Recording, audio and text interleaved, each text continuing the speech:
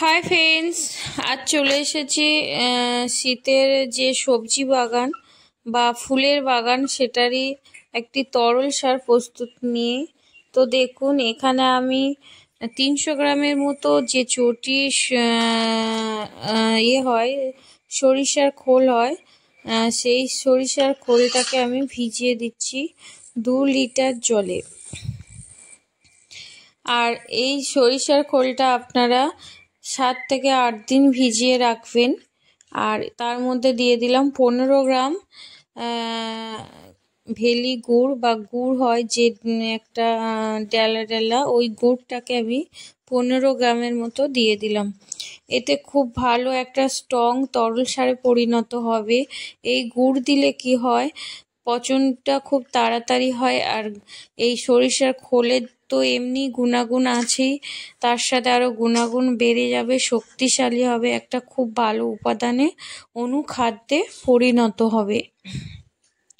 তো আমার এখানে 5 দিন হয়ে গেছে ভিজিয়েছিলাম।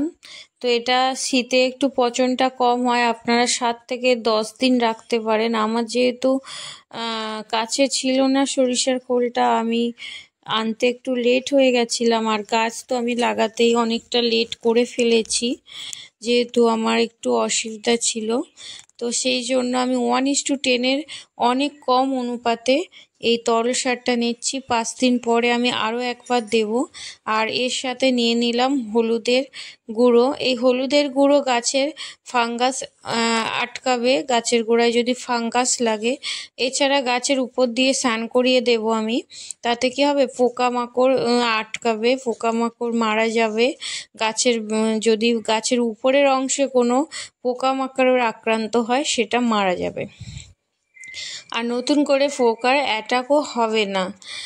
শীতের সময় এমনিতে একটু ধুলোবালি থাকে গাছের মধ্যে, তাতে গাছে একটু ক্ষতি হয়। সেই জন্য যখনই পারবেন এরকমভাবে গাছের উপর দিয়ে ধুয়ে জল দেওয়ার চেষ্টা করবেন।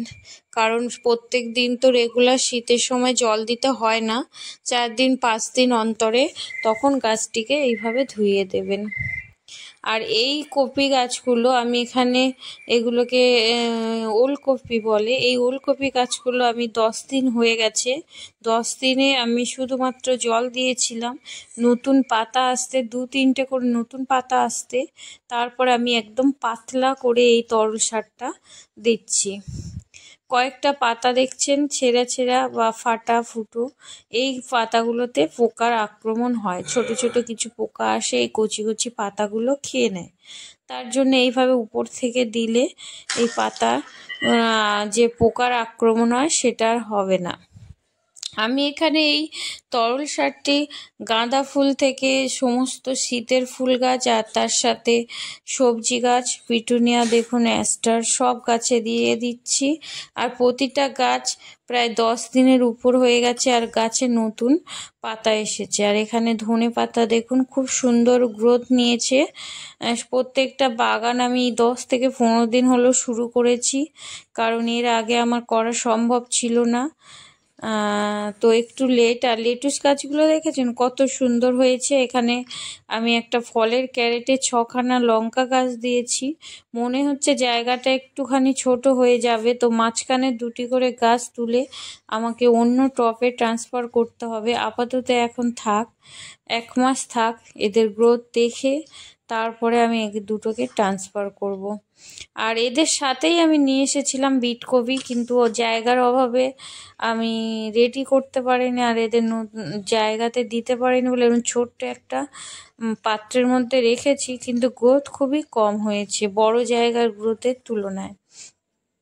এখানে 2টি বেগুন গাছ ওই 10 দিন আগে বসানো, কিন্তু বেগুন গাছের যতগুলো লিভস ছিল সমস্ত পাতাগুলো ঝরে গেছে। যাই হোক, বেগুন গাছের পাতা ঝরে গেলে ভয়ের কিছু নেই, বেগুন গাছটা বেঁচে আছে আর খুব শীঘ্রই এটা নতুনভাবে গ্রোথ নেবে। তো এইভাবে আমি বাগানগুলো করছি একদম সহজ সরল পদ্ধতিতে। আর লাউ গাছটা তো 10 দিন থেকে 15 দিনের মধ্যে এর এত সুন্দর গ্রোথ এসছে দেখুন। লাউ গাছটা একটু 15 দিন আগে নেওয়া, খুব ভালো হয়েছে।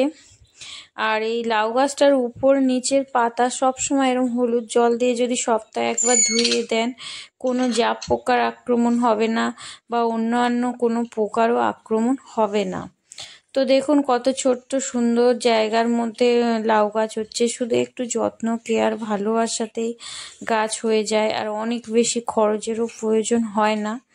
বন্ধুরা, আপনারা ভিডিও দেখেন কিন্তু সাবস্ক্রাইব করেন না, প্লিজ সাবস্ক্রাইব করুন নতুন বন্ধুরা, আর পাশে থাকা বেল বটন অন করে দিন।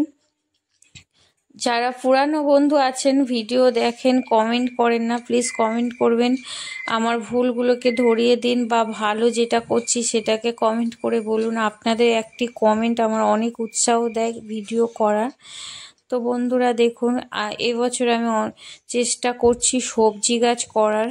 এত খারাপ পরিস্থিতিতেও আমি চেষ্টা করছি ভিডিও বানানো। তো আপনারা পাশে না থাকলে সেটা সম্ভব না। তো প্লিজ সাপোর্ট করুন।